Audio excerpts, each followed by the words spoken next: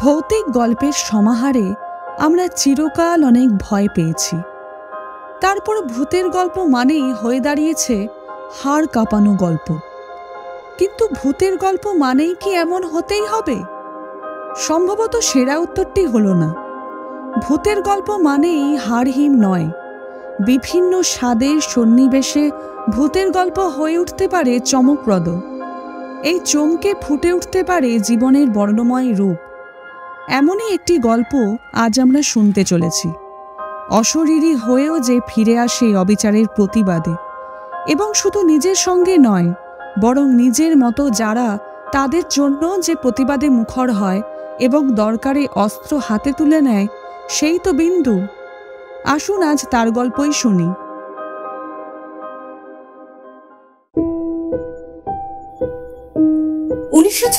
সাল 28শে বৈশাখ।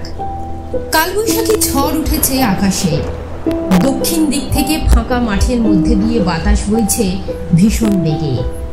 আশেপাশের সমস্ত গাছগুলো মাতালের মতো দুলছে, যেন প্রলয়ঙ্কর মহাকাল পৃথিবীতে নেমেছে তাণ্ডব লীলা চালাতে। এই ঝড়ের মধ্যেও মাটির দালানের এক কোণে বসে কাঁদছে 12 বছরের লক্ষ্মী। মামরা লক্ষ্মীকে বাইরে বের করে দিয়ে ঘরে শিকল তুলে দিয়েছে তার নতুন মা আর ওর বাবা। লক্ষ্মী ভয়ে খুঁটিটা ধরে কেঁদেই চলেছে, আর দরজায় ধাক্কা দিয়ে চলেছে ভিতরে আসার জন্যে। কি রে অলক্ষণে মেয়ে, তোর মায়ের সাথে তো তোকেও মারতে চেয়েছিলাম। সালি, তুই বেঁচে গেলি, ঘাড়ে চেপে বসলি তোর মায়ের মতো। এই বলেই দরজাটা খুলে সাপটে একটা চর বসিয়ে দিল লক্ষ্মীর নরম গালে। লক্ষ্মী সেই আঘাত সামলাতে না পেরে পড়ে গেল মাটিতে। মাথাটা ঠুকে গেল খুঁটিতে। কপাল ফেটে বেরিয়ে এলো তাজা লাল রক্ত। আর ঠিক তখনই কড়কড় শব্দে মেঘ ডেকে উঠল। নামলো মুষলধারে বৃষ্টি। আর তার সাথে সাথে একটা সাপের মতো হিসহিসিয়ে আওয়াজ ভেসে এলো উঠোন থেকে। কুড়ুল নিয়ে কেউ যেন মাটি ঘষতে ঘষতে এগিয়ে আসছে। আওয়াজটা ধীরে ধীরে স্পষ্ট থেকে স্পষ্টতর হলো কানে। আর তখনই মিশমিশে গাঢ় কালো অন্ধকারের মধ্যে দিয়ে বিদ্যুতের আলোর ঝলকানিতে দেখা গেল এক বিভৎস নারী মূর্তিকে। ঘরের ছাউনি থেকে সাপের মতো উল্টো হয়ে ঝুলে আছে একজন নারী। মাথা ভরা কালো চুল ঝুলে আছে মেঝে পর্যন্ত। চোখের মনি পুরোটা সাদা। মুখে চামড়ার কোনো অস্তিত্ব নেই। শরীরটা ছিন্ন ভিন্ন, বেঁকে গিয়ে দুমড়ে মুচড়ে গেছে। বুকের কলিজার জায়গাটা একদম ফাঁকা। কলজিটাকে যেন ছিঁড়ে নেওয়া হয়েছে ধারালো অস্ত্র দিয়ে। পচা গলা মাংস ঝুলে আছে সারা দেহে। আর তারই মুখ থেকে হিস হিস করে আওয়াজটা হচ্ছে। আর সে মাঝে মাঝে তার ধারালো নখ দিয়ে আঁচড় কাটছে অন্য হাতে ধরা কুড়ুলটাকে। এই দৃশ্য দেখে পাথর হয়ে গেল লক্ষ্মীর বাবা ধনঞ্জয় পুরকায়স্থ। আচমকা পিশাচটা এক ঝাঁপ মেরে ঘাটটা মোটকে নিল ধনঞ্জয়ের। তারপরেই কুড়ুলটা দিয়ে আঘাত করে খুপলে নিল কলজেটা। নখ দিয়ে ফালা ফালা করে দিল ওর শরীর। বৃষ্টির জলের সাথে উষ্ণ টাটকা রক্তে শরীর ভিজে গেল লক্ষ্মীর। আর ভয়ানক মৃত্যু যন্ত্রণা নিয়ে মারা গেল ধনঞ্জয় পুরকায়স্থ। এই আকস্মিক ঘটনায় লক্ষ্মী এক পাও নড়ার শক্তি ছিল না। অন্ধকারে বসে রইল জ্ঞান শূন্য হয়ে। 2009 11ই আষাঢ়। বোটানি বিভাগের কৃতি ছাত্রী সুনন্দা দাশগুপ্ত বর্তমানে পিএইচডি করছে। তার রিসার্চ পেপারের বিষয়বস্তু হলো এমন কিছু গাছ যার ঔষধি গুণ আছে এবং যেটা একমাত্র জন্মায় জলের ধারে। Professor A.K. বসু মল্লিক এবার নিয়ে যাবেন বিন্নিপুর গ্রামে তাদের গাছ সংগ্রহ করতে। নদিয়া জেলার শেষ প্রান্তে এ গ্রাম। এখানে নাকি এমন কিছু ঔষধি গুণসম্পন্ন উদ্ভিদের হদিশ আছে। প্রফেসর ও 5 জনের টিম এসে পৌঁছলো বিন্নিপুর গ্রামে। শান্ত স্নিগ্ধ গ্রাম, মাঠ ভরা জমি, গাছের পাতায় ঠান্ডা হাওয়ায় মন জুড়িয়ে যায়। কলকাতার গরম ধুলো বাতাস খেয়ে খেয়ে তেতো মুখে এ জায়গাতে এসে মনটা ভীষণ ভালো হয়ে গেছে সুনন্দার। এ বাতাসে একটা মাটির গন্ধ আছে, মিষ্টি স্বাদের। এমন জায়গায় এসে সুনন্দাকে একটা অচেনা মাতাল উদ্যমতার টান আকর্ষণ করে। মাথার উপর দিয়ে বয়ে চলেছে নানান নাম না জানা বন্য পাখির দল। সূর্য প্রায় নিভে যাচ্ছে তার মায়াবী কমলা আভা ছড়িয়ে দিয়ে। জলের উপর হাঁস পানকৌড়িরা অতিথি আপ্যায়ন করছে যেন। এটা কি জায়গা রে? উফ, কি ধুলো আর এই গ্রাম! এখানে থাকবো কোথায়? কোনো ভালো হোটেলও তো দেখছি না। রনিতা বিরক্তি নিয়ে বলে ওঠে। রণজয়ও একই বিরক্তি দেখায়, তবে নিশাকে বেশ উৎফুল্ল লাগছে। মনে হয় সেও মাটির গন্ধ পেয়েছে সুনন্দারই মতো। গাড়িটা এসে থামলো গ্রামের একদম প্রান্তে একটা ভাঙা বাড়ির সামনে। কতদিন বাড়িটা এভাবে পড়ে আছে কে জানে। ভেঙে পড়েছে প্রায় সিংহভাগ। লম্বা দালান, দুপাশে দুতলা বাড়ি, কড়িবর্গার ঘর, লাল মেঝেতে এককালীন জমিদারির ছাপ স্পষ্ট লেগে রয়েছে তাতে। গাড়ি থেকে নেমে রাগে গজগজ করতে লাগলো রণজয় আর রনিতা। বোটানি ফিল্ড ওয়ার্ক নাকি হন্টেড প্লেস শুটিং এটা? What the fuck! এই গ্রামের মধ্যে? দ্যাটস সালা। স্যারের অবর্তমানে চেঁচিয়ে বলল রণজয়। নিশা আর সুনন্দা ঘরে এসে একটু পরিষ্কার করে নিল ঘরটা। পুরনো আমলের বাড়ি, ভেঙে গেলেও 2 দিন কাজ চালানোর মতো বাসযোগ্য। ঘর গুছিয়ে নিজেদের প্যাকিং খাবার খেতে খেতে আড্ডা দিচ্ছিল সবাই। কিছুটা পরেই এলো ললিতবাবু, যিনি বাড়িটার কথা বলেছিলেন থাকার জায়গা হিসেবে। গ্রামে তো হোটেল পাওয়া যায় না, তাই এই ব্যবস্থা। স্যারের সাথে কথা বলার পরে আমাদের কাছে এসে বসলেন বছর 70-এর ললিতমোহন সাহা। ময়লা ধুতি আর লিপু করা জামা দেখে তাকে বেশ দারিদ্র গোছের বলেই ঠাউর হলো। একটু সকলের সাথে পরিচয় করে নিয়ে গলা খাঁকড়ে বললেন, তোমরা শহরের লোক, এই গ্রামের ব্যাপারে তেমন জানো না। ওই পিছনের থেকে পুকুরটার কাছে খবর দিয়েছেন, অনেক সাপ খুব রয়েছে, আর রাতে কোথাও বেরোনোর দরকার নেই। আমি ঠিক লোকটি খাবার পাঠিয়ে দেব। আর হ্যাঁ, ছেলে মেয়েদের মধ্যে যেন ঝগড়া না হয়, মানে মেয়েদের সাথে যেন সম্মান দিয়ে কথাবার্তা হয়। কি সব আবল তাবল গল্প দিচ্ছেন আমাদেরকে? হ্যাঁ, মহা মুশকিল তো। একে এই গরম লোডশেডিং এর মধ্যে আপনি প্লিজ ভূতের সিনেমার ডায়লগ দেবেন না। যান তো যান, কেটে পড়ুন আপনি এখান থেকে। রণজয় বলে উঠল। নিশা ভয়ে ভয়ে বলল, ঝগড়া করব না বলতে? মানে কি হবে ঝগড়া করলে? বাদ দে তো নিশা, চালাকি এসব এখানকার লোকজনেদের, রাবিশ সব। তুই জানিস না গাঁয়ের লোকের এখনো মজ্জায় মজ্জায় কুসংস্কার আটকে আছে। রনিতা বলে, ঝগড়া করলে সে আসবে, মেয়েদের অসম্মানে সে আসে এই গ্রামে। কাঁপা কাঁপা গলায় বলল ললিতমোহন বাবু। কি আসে? ভিন্ড। তার মুখে স্পষ্ট ভয়ের ছাপ, ফ্যাকাশে হয়ে গেছে ঠোঁট দুটো।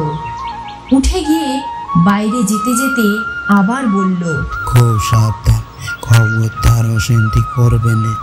নিজেদের মধ্যে তো নয়, মেয়েদের সাথে একেবারে নয়। বলেই সদর দিয়ে চলে গেল। সুনন্দার কানে বাজতে লাগলো ওই নামটা, বিন্দু। 1967, 21শে ভাদ্র। এই শালি, এই, আরে এই শালি, ডাকছি শুনতে পাচ্ছিস না? আকণ্ঠ মদ খেয়ে টলতে টলতে বাড়িতে এসেছে পল্টু, আর এসেই বউ রূপাকে খিস্তি করতে লেগেছে চরম। তোমার জন্য বেল আনতে গিয়েছিলাম বাগানে, বসো, বানায় দি শরবত। বছর বয়সের রূপা ছুটতে ছুটতে এসে কথাগুলো বলল তার সদ্য ফেরা স্বামীকে লক্ষ্য করে। সারাদিন কোন নাগরের সাথে ঘুরিস বেহায়া মেয়ে ছেলে?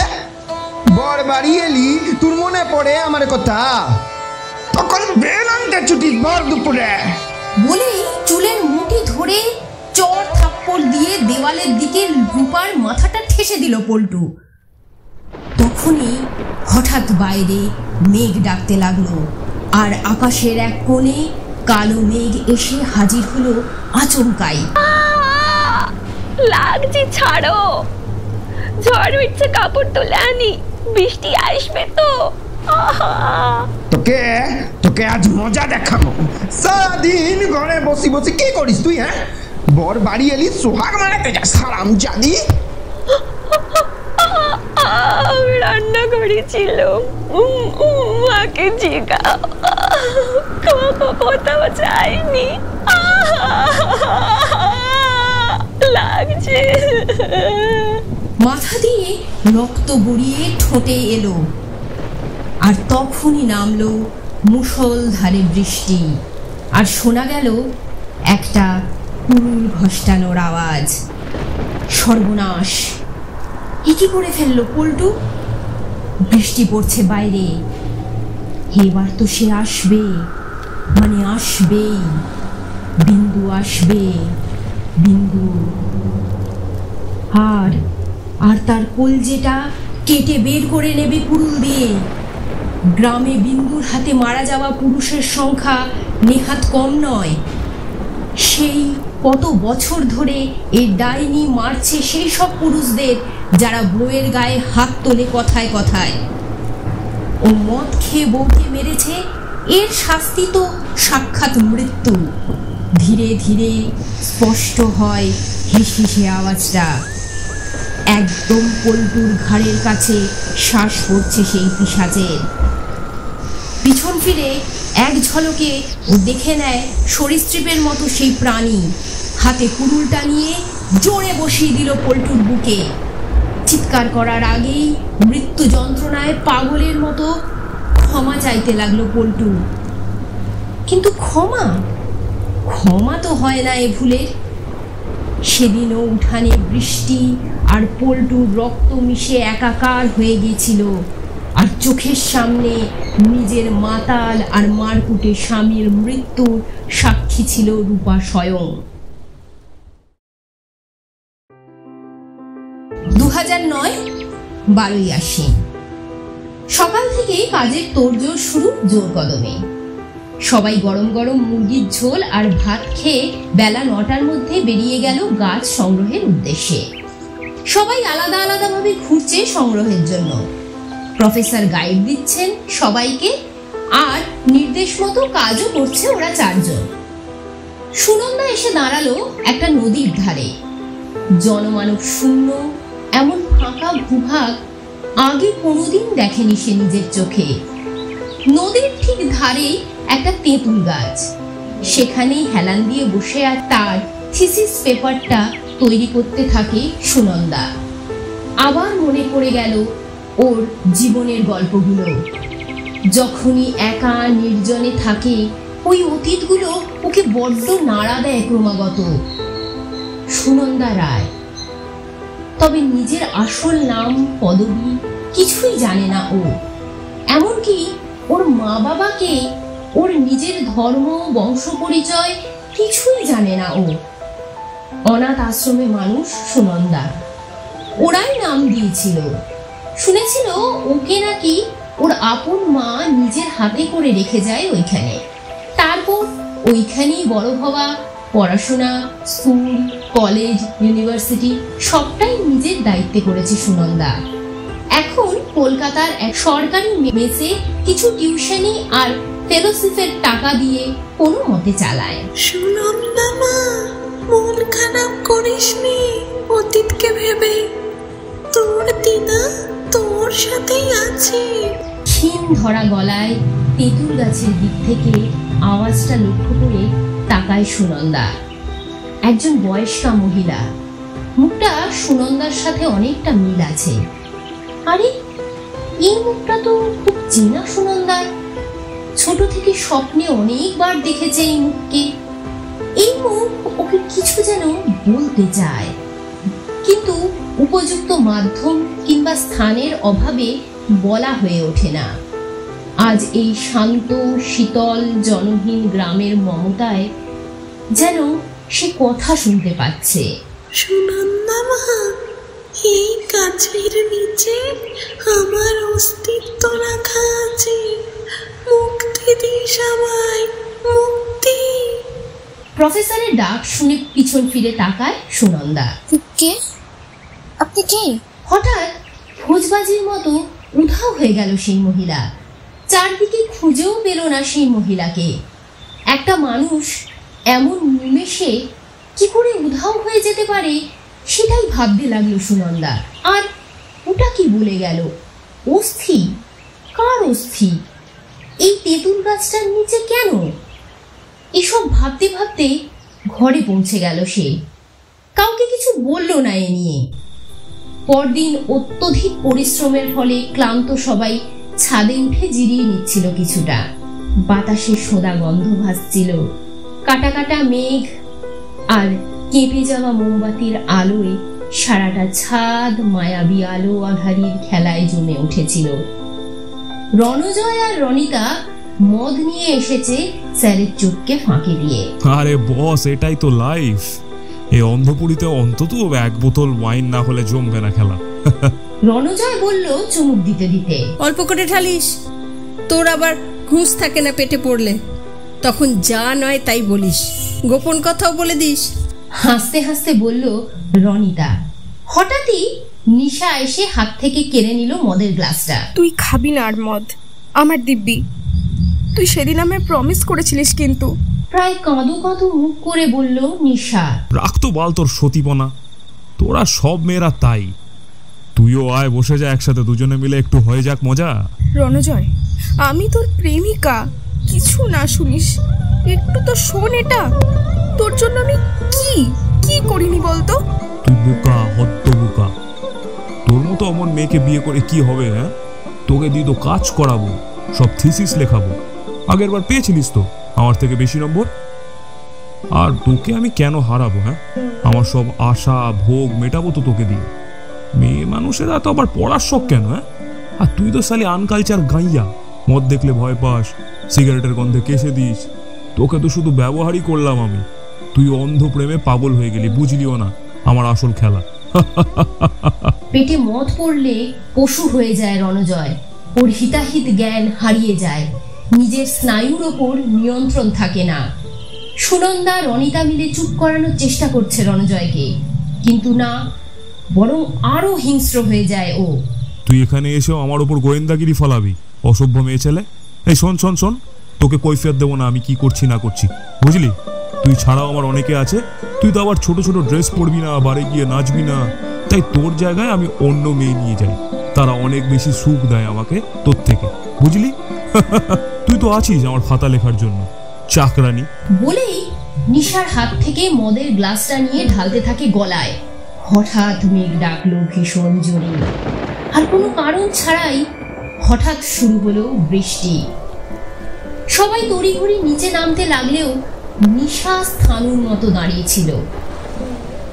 যাকে এতগুলো বছর ধরে ভালোবাসলো, সে কিনা ওকে এইভাবে ঠকাচ্ছিল, এইভাবে অপমান করলো সবার সামনে।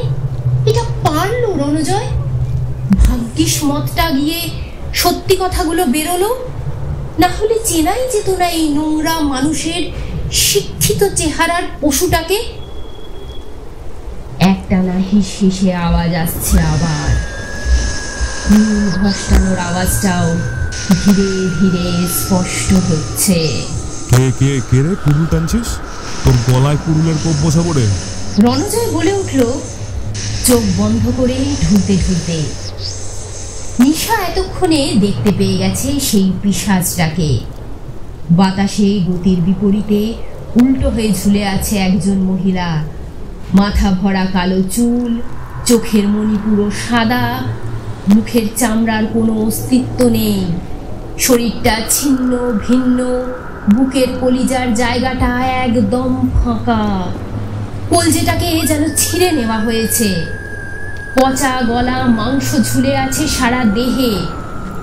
তারই মুখ থেকে হিস হিস করে আওয়াজটা হচ্ছে, আর সে মাঝে মাঝে তার ধারালো নখ দিয়ে আঁচড় কাটছে অন্য হাতে ধরা কুড়ুলটাকে।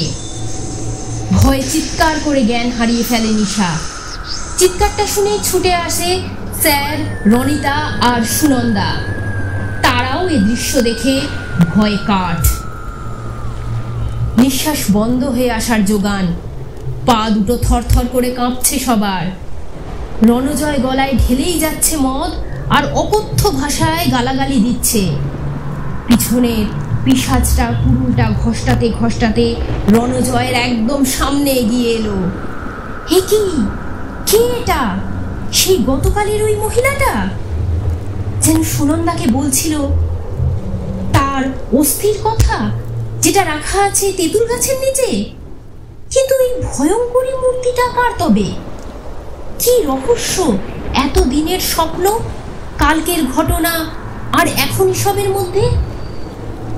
ভাবতে ভাবতেই চোখের সামনে পিশাচিটা নিমেষে শেষ করে দিল রণজয়কে। কুড়ুলটা সোজা চালিয়ে দিল রণজয়ের বুক লক্ষ্য করে, আর কুড়ুলের আঘাতে সোজা কলিজেটা উঠে বেরিয়ে এলো রণজয়ের বুক চিরে। মৃত্যুর ভয়ানক আর্তনাদ আর বিভৎস মেঘ গর্জনের মধ্যে দিয়ে সুনন্দা দেখতে পায় তাকে লক্ষ্য করে এগিয়ে আসছে সেই পিশাচ মূর্তিটা। তবে এখন তার হিংস্র রূপটা আর নেই। যেন রণজয়কে শাস্তি দিয়ে সে তার রাগ মিটিয়েছে। সুনন্দা স্থির হয়ে থাকে। আমার মুক্তি দে মা, মুক্তি দে। এভাবে আর কতদিন ঘুরবো? এই কুড়ুলে লেগে রয়েছে কত পুরুষের কলজের রক্ত। এভাবে আর কতদিন ঘুরবো আমি? মানুষকে মারতে মারতে আমি ক্লান্ত আজ। কেন এত জ্বালা মেয়ে মানুষদের বলতে পারিস? আমি তো সংসার করতে চেয়েছিলাম, কিন্তু ভাগ্য বাদ সাধলো। পিশাচ হয়ে আর পারছি না মা বাঁচতে। তেঁতুল গাছটার তলায় অস্থি রয়েছে, ভাসিয়ে দিস চলে।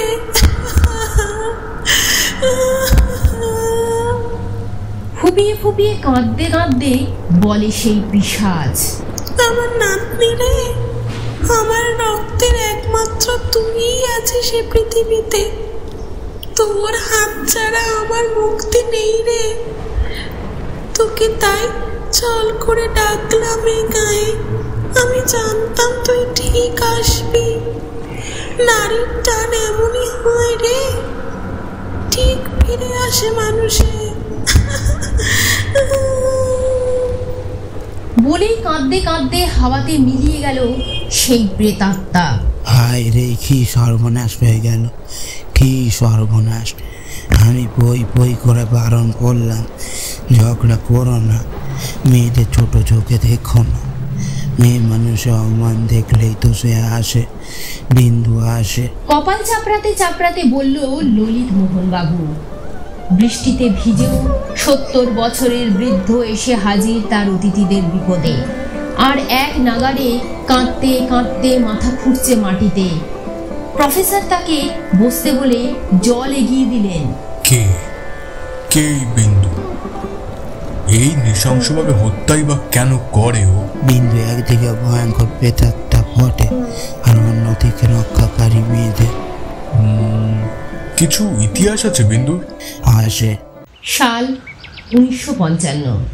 তোর বাপের বাড়ি থেকে তো একটি করিও পেলাম না, তুই বসলি আমার ঘাড়ে চেপে। সব সালা আমার বাপের দোষ।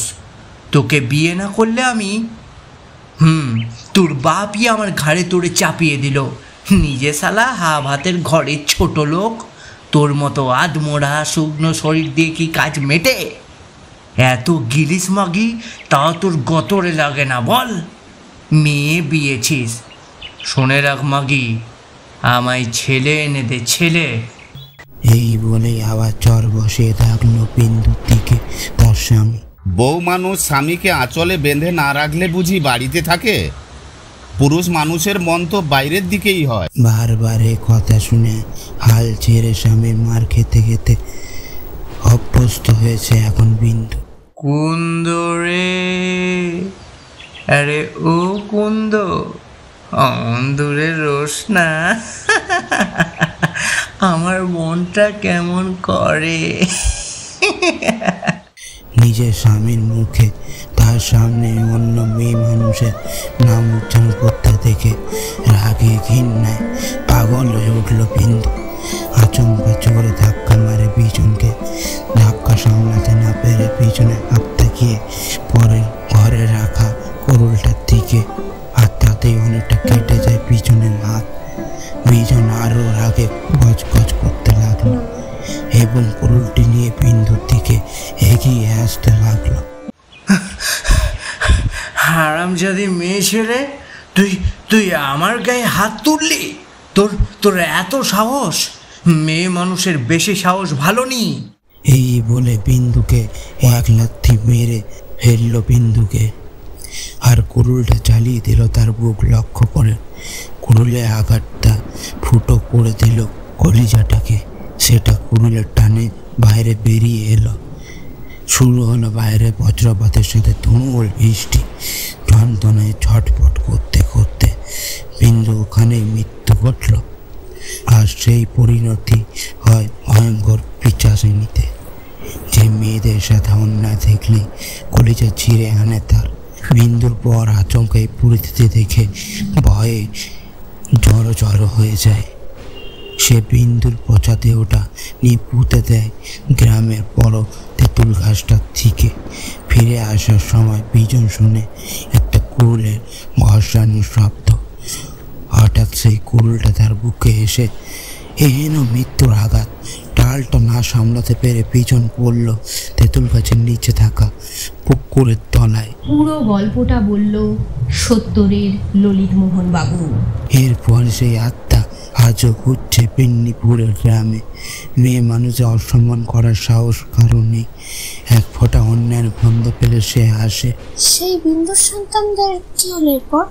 এরপর গ্রামে বড় হয় তার মেয়ে বিন্দু। পিচাচিনী মেয়ে বলে সবাই ভয় পেত ওকে। বড় বয়সে একাকী সে মেয়েকে ভিন গায়ের এক যুবকের সাথে প্রেমের সম্পর্ক করে পালিয়ে গিয়েছিল কলকাতায়। তারপর সে খোঁজ রাখেনি আর। ওরা অবশ্য খবর পেয়েছিলাম তার এক মেয়ে হয়েছে, কিন্তু সেই মেয়েকে না কি অনাথ আশ্রমে পাঠিয়ে দিয়েছে বিন্দু মেয়েরা। তারপর তারা অন্য গ্রামে পাড়ি দিয়েছে। কুড়ুলটা নিয়ে মাটি খুঁড়ল সুনন্দা নিজেই। কিছুটা খুঁড়তেই মাটি থেকে বেরিয়ে এলো কতকগুলো হাড় কঙ্কাল। অবাক হয়নি সুনন্দা। সে জানতো তার দিদা বিন্দুর অস্থি আছে এই গাছের নিচে, আর দাদুর অস্থি ওই পুকুরে। এরপর গ্রামের এক পুরোহিতকে দিয়ে সৎকার করে অস্থি বিসর্জন দিয়ে এলো সে গঙ্গায়। মুক্তি পেল পিশাচিনী বিন্দু।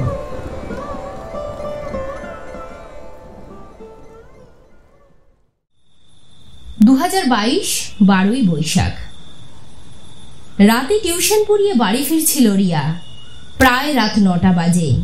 এই রে, লেট হয়ে গেল। রাস্তাটাও ভালো নয়। প্রায় দৌড়তেই চলছিল রিয়া। হঠাৎ কাদের শীষ শুনে থেমে যায় সে। ভয়ে ভয়ে দেখে 4 জন লোক বেরিয়ে আসছে ঝোপের আড়াল থেকে। ভয়াবহ লোভ আর ভোগের বাসনা ওদের চোখে। ভয়ে আরো কুঁকড়ে গেল রিয়া। ছেড়ে দাও, আমি বাড়ি যাব, আমি বাড়ি যাব, আমাকে ছেড়ে দাও। রিয়া হাত জোর করে কাঁদতে থাকে। লোকগুলো এগিয়ে আসে তার দিকে। মাঝে মাঝে তার নিজের জিভটা বুলিয়ে নিচ্ছে ঠোঁটের ওপর। 5 4 3 2 1। হাত এগোলেই ছুঁয়ে ফেলবে রিয়াকে। সর্বস্ব লুটে নেবে রিয়ার। ঘৃণা চোখে চোখ বন্ধ করে রিয়া। লোকগুলো এসে চুলের মুঠি ধরে সামনে ফিরাতে গিয়ে প্রায় ভয়ে লাফিয়ে ছিটকে গিয়ে পড়ে। এটা কি? কোন পিশাচিনী এটা? রিয়া উঠে এগিয়ে আসতে থাকে, হিসিয়ে আওয়াজ করে বলে, বিন্দু, আমি বিন্দু, তুমি থাকতে পারবে না কোনো মেয়েকে কষ্ট দিতে। কিন্তু তার তো মুক্তি হয়ে গেছে, তবে পৃথিবীর সব জায়গায় সব কোণে থাকে বিন্দু, বিন্দুর মুক্তি নেই, সব মেয়ের ভিতরেই আছে বিন্দু।